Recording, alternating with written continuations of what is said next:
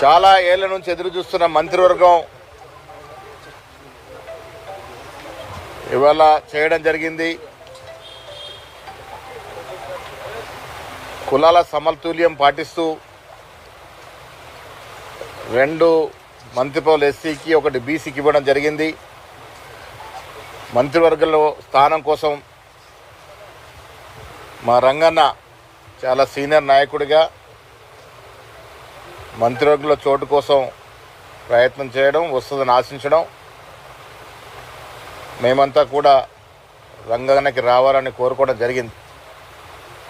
సమీకరణలు దృష్ట్యా వీళ్ళ ఈ రాష్ట్రంలో కుల సర్వే చేసిన దృష్ట్యా చాలా కోణాల నుంచి ఏఐసిసి పెద్దలు ఆలోచించి 3 మాత్రమే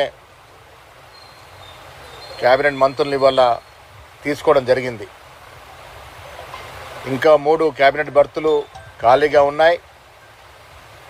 ఇవాళ రంగారెడ్డికి వచ్చినప్పుడు రంగన్న కానీ వారి నాయకత్వంలో పనిచేసే కాంగ్రెస్ సీనియర్ నాయకులు కానీ కార్యకర్తలు కానీ వారి కోరిక సమంజసమైనది.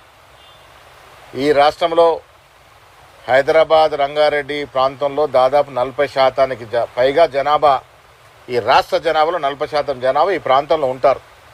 కాబట్టి ఈ ప్రాంతానికి క్యాబినెట్లో చోటు కల్పించాలని వారి సమంజసమైన కోరిక మాకు చెప్పడం జరిగింది. ఇది మేము కూడా సమంజసమైన కోరికనే భావిస్తూ ఉన్నాం. రంగన్న గారితో మాట్లాడడం జరిగింది. వారి నేతృత్వంలో పనిచేస్తున్నటువంటి ప్రజాప్రతినిధులు కార్యకర్తలతో మాట్లాడడం జరిగింది.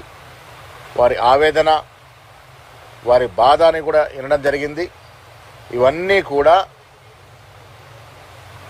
ఏఎస్ ఇన్ఛార్జిగా ఉన్నటువంటి మీనాక్షి నటరాజన్ ఇక్కడ రావాల్సి ఉండే కొన్ని కారణాలు రాలేకపోయింది. వారికి, ముఖ్యమంత్రి గారికి, అదేవిధంగా ఏఎస్ పెద్దలందరూ కూడా ఇక్కడ జరిగినటువంటి విషయాల్ని, వాస్తవాల్ని చెప్పి వచ్చే రోజుల్లో ఈ ప్రాంతానికి తగు న్యాయం చేసే విధంగా ప్రయత్నం చేస్తాం.